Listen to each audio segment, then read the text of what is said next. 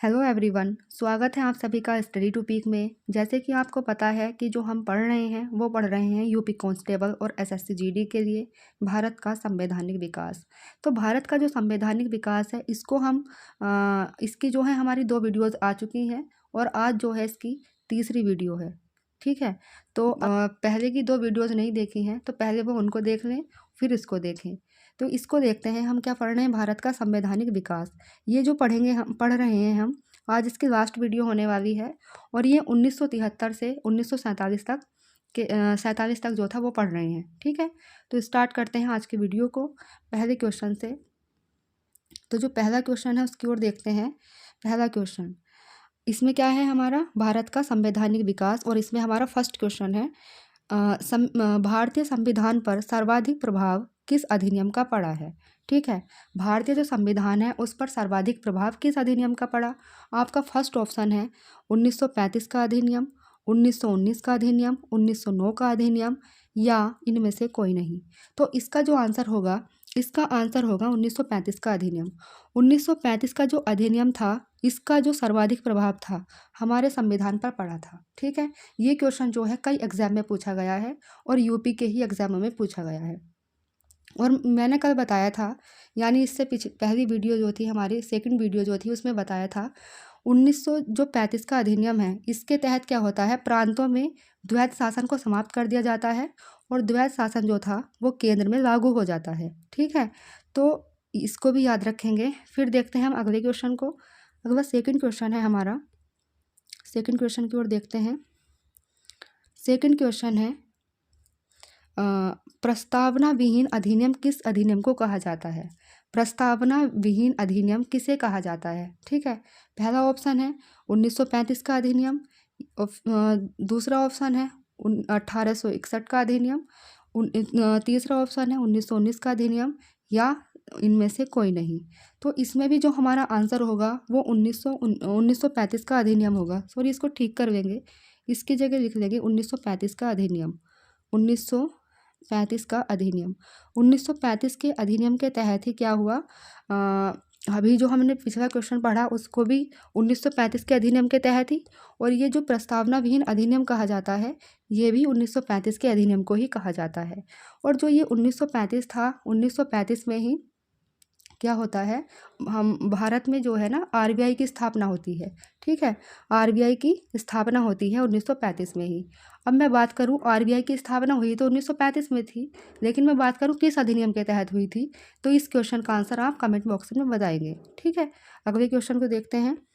अगला क्वेश्चन हमारा third question है। थर्ड क्वेश्चन को देखते हैं।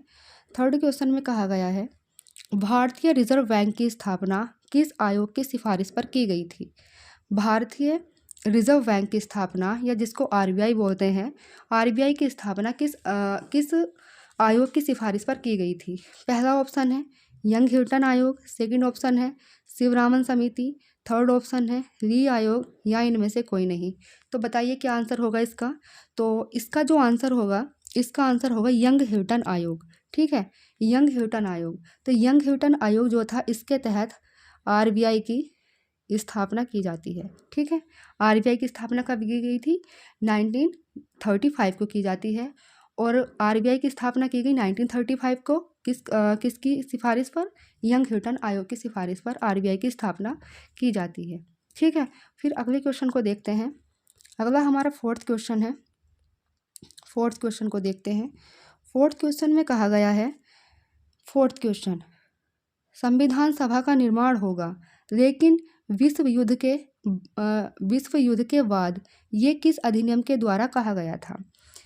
एक हमारे भारत में एक अधिनियम आया था, उसमें क्या हुआ था, उसमें ये कहा गया था संविधान सभा का निर्माण तो होगा, लेकिन द्वितीय विश्व युद्ध चल रहा था उस टाइम पर।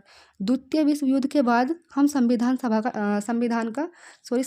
का निर्माण करेंगे, ये कहा था ब्रिटिशर्स ने। ठीक है, तो ये कब कहा गया था, ये कहा गया था फर्स्ट ऑप्शन है 1942, सेकंड ऑप्शन है 1945, और थर्ड ऑप्शन है 1835, और फोर्थ ऑप्शन है 1946।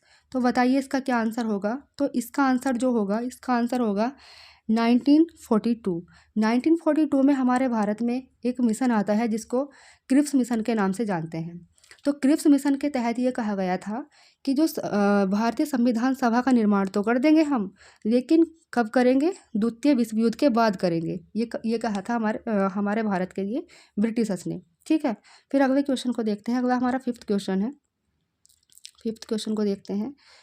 फिफ्थ क्वेश्चन में कहा गया है कैबिनेट मिशन 1946 में भारत आया था। इस मिशन में कितने सदस्य थे? ये क्वेश्चन जो है कई एग्जाम में पूछा गया है और ये वेरी वेरी इम्पोर्टेंट है। ठीक है, कैबिनेट मिशन जो था 1946 को आता है भारत में। इस मिशन में कितने सदस्य थे बताइएगा। तो इस मिशन में फर्स्ट ऑप्शन है 3 सदस्य, सेकंड ऑप्शन है 4 सदस्य, थर्ड ऑप्शन है 5 सदस्य और फोर्थ ऑप्शन है 2 सदस्य। तो बताइए इसका क्या आंसर होगा। इसका जो आंसर होगा, इसमें जो थे 3 सदस्य थे। कितने सदस्य थे? 3 सदस्य थे। मैं बात करूँ भाई 3 सदस्य कौन कौन थे। एक थे पैथिक लॉरेंस, ठीक है, एक थे पैथिक लॉरेंस, एक थे अलेक्जेंडर और एक थे स्टेफर्ड क्रिप्स के नाम से। तो ये 3 सदस्य थे, पैथिक लॉरेंस, स्टेफर्ड क्रिप्स और अलेक्जेंडर। ये 3 सदस्य थे। मैं बात करूं इस मिशन का जो अध्यक्ष बन के आया था भारत में, वो अध्यक्ष कौन बन के आया था, ये आपको कमेंट करके बताना है कि अध्यक्ष कौन बन के आया था। जो भी मैं वीडियोस बना रही हूँ, अभी 3 वीडियोस हमारी आई हैं भारत के संवैधानिक विकास की, MCQ की।